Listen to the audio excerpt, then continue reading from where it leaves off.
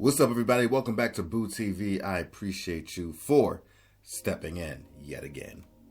So, some people were wondering, as the Lakers are now down 3-0 in the series, why I haven't really put out any content or videos discussing the results of each of the Laker games, being that I'm a lifelong Laker fan. Well, I only put out one video, and it had to do with me putting together a light presentation, if you want to say, about Austin Reeves probably being overrated, in my opinion.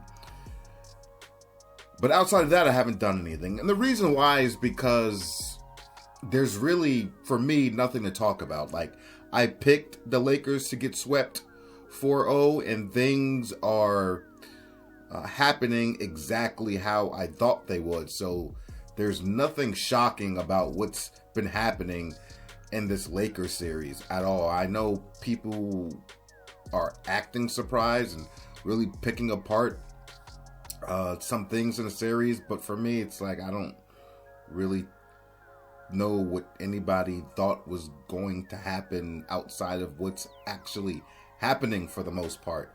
So if the Lakers were winning some of these games somehow, then yeah, I probably would have put out several videos detailing what the hell's going on, what's wrong with OKC, or what is OKC not doing, and how the Lakers are exploiting OKC despite being heavy underdogs and clearly outmatched in the series. But you know, things are happening how they're supposed to, so there's just no really shock value or anything that I feel like I need to really pick apart like that to cover each game. So that's kind of where I stand with that.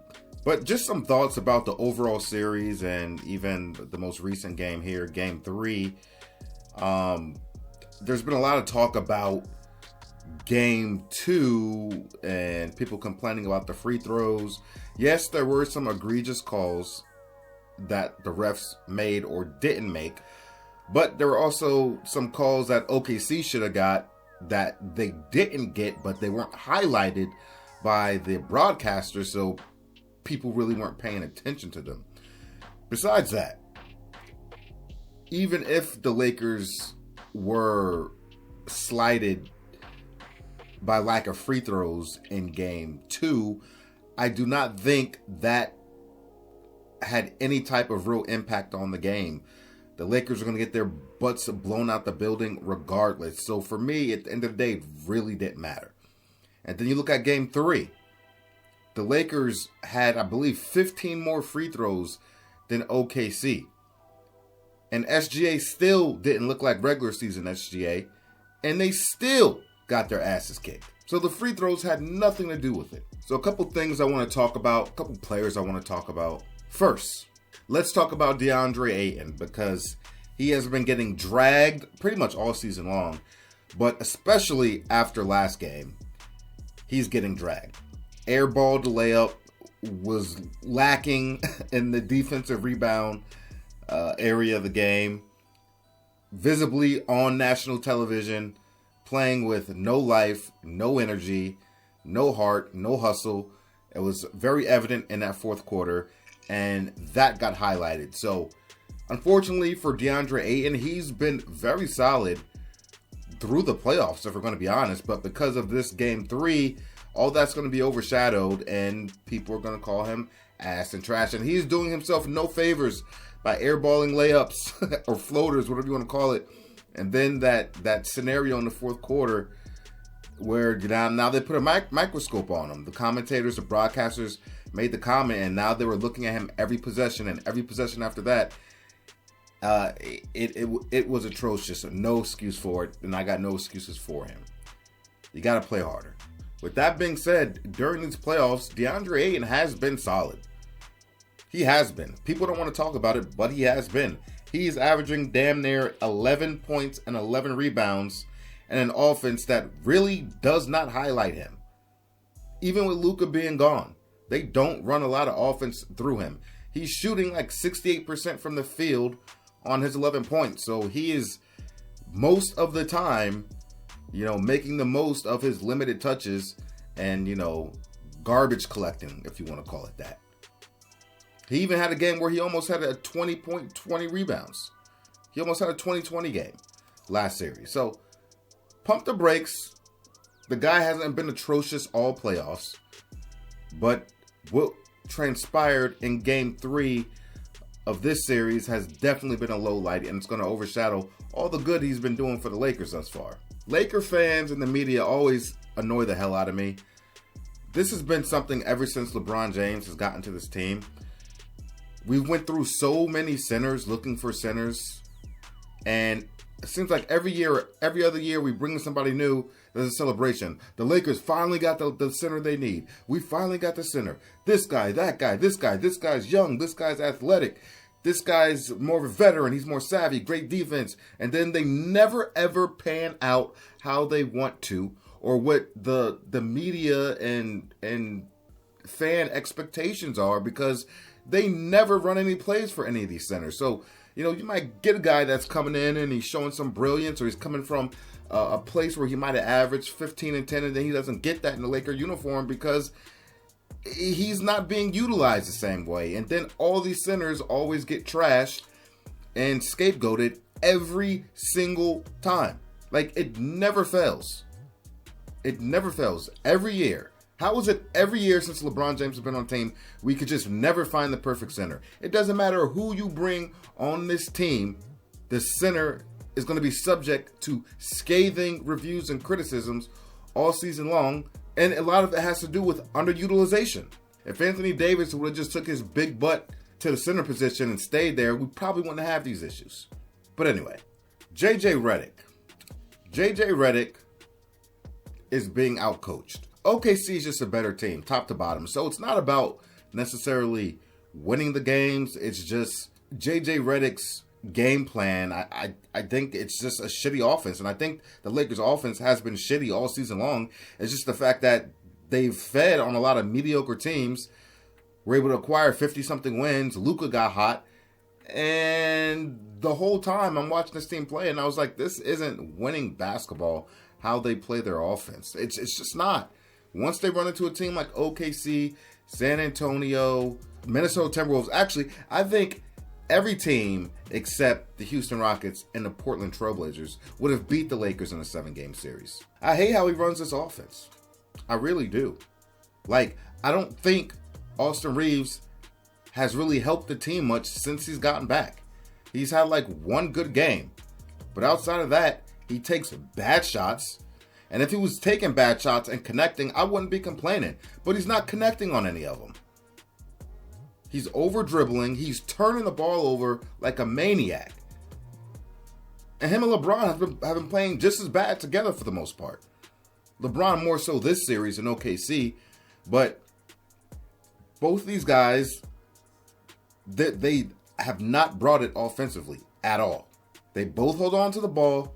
They're both not connecting. And they only pass for the home run pass. They're not looking for the hockey assist. They're not whipping that ball around in the Lakers offense. And I think Austin Reeves' return has hurt the chemistry that we were building when it was just LeBron being the quarterback and you had all these other guys stepping up. Like, Austin Reeves' return and inefficiency has hindered these other guys. It has. You're going to need all your horses to beat OKC. But when you're running your offense like this, that underutilizes the other players, leaves them out, it's going to be hard to beat a team like OKC when you're relying on two guys that obviously don't have it going. OKC's not stupid. OKC's not the Houston Rockets. They're not going to, from the beginning of the game, throw double teams at LeBron James. Why are you double teaming LeBron? You don't double team somebody till it's necessary.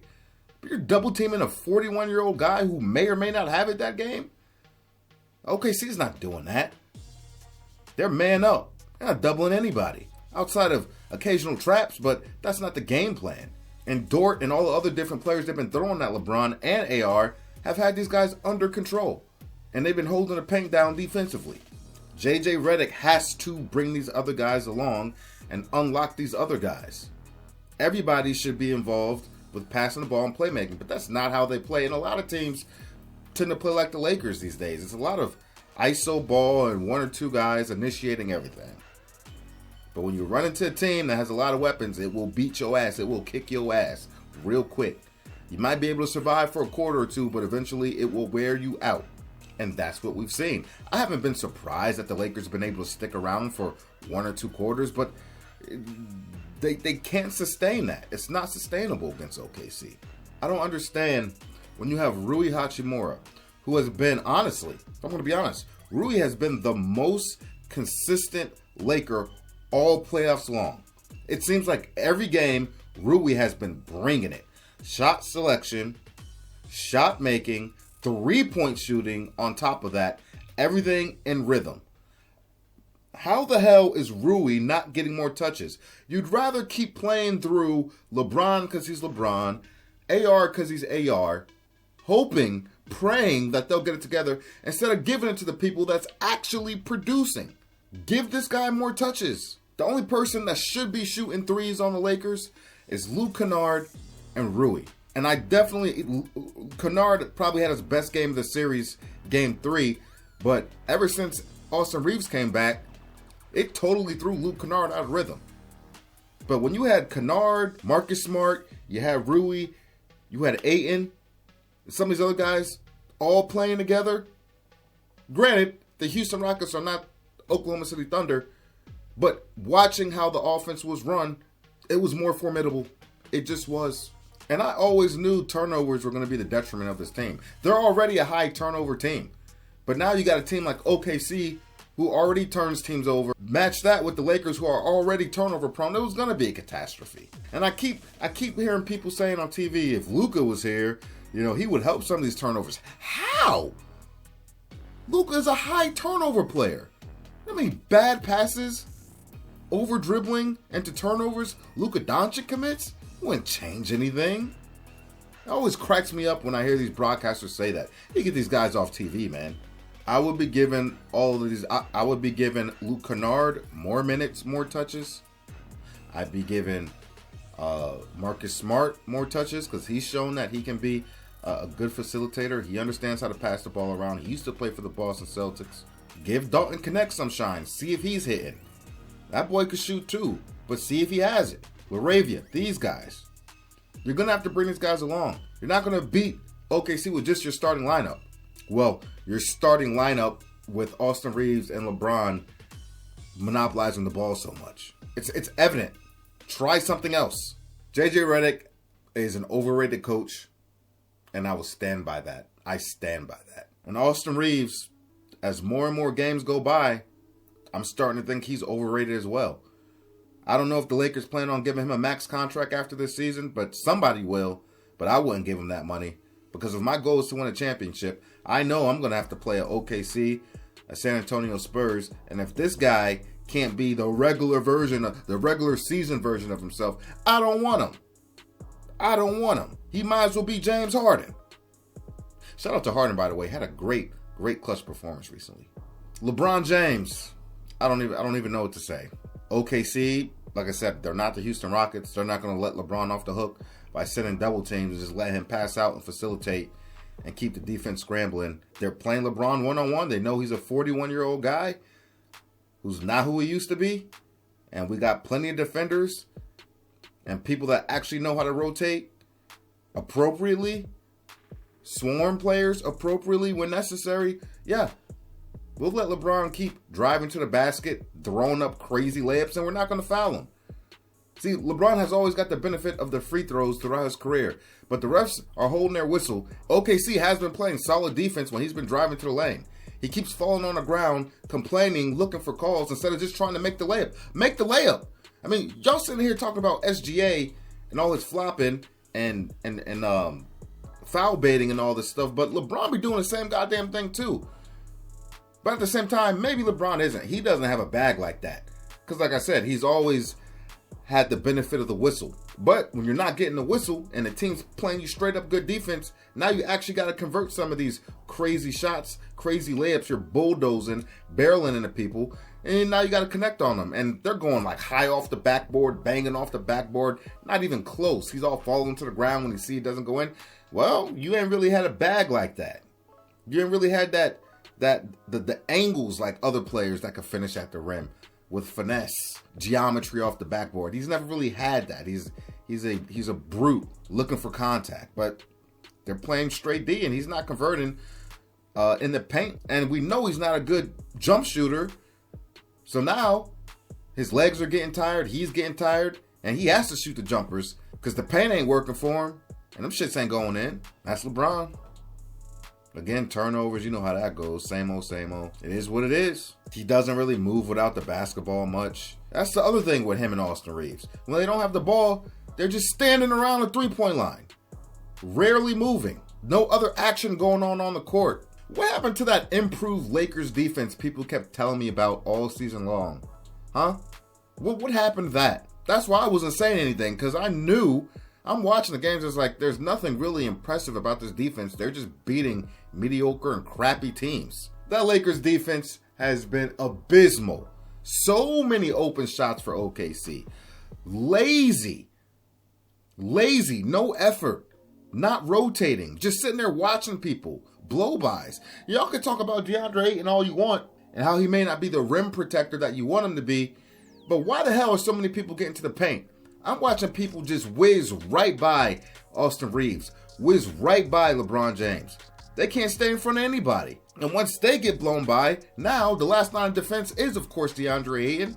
And if he's getting cooked, they're going to look at him. But they're not looking at how this guy got into the paint in the first place.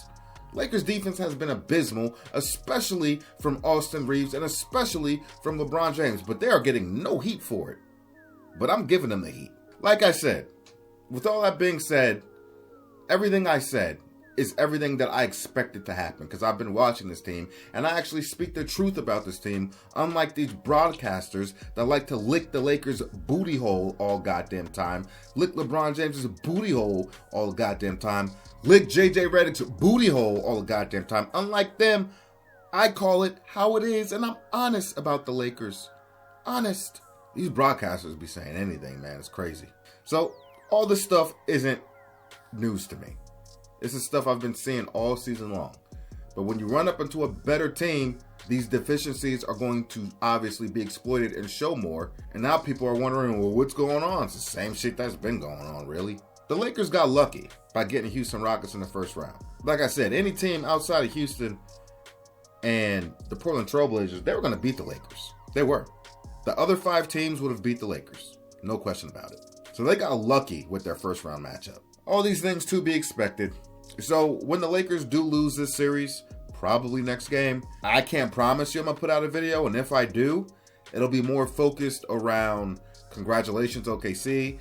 And here's my opinion on what the Lakers organization should do forward going into the offseason, into next season. What I think they should do, or what I think they should do, I probably already know. Will they do it? Nope. They won't. I know they won't. And I know what the offseason talk is going to be. They need a center. They need a center. Shut the hell up. The Lakers would somehow get Nikola Jokic and somehow, some way, marginalize him because that's what they do to centers. Anyway, that's all I got to say about it. That's my Lakers rant. I predicted a 4-0 sweep, and I'm pretty sure that's what's going to happen. Go Lakers. Woo!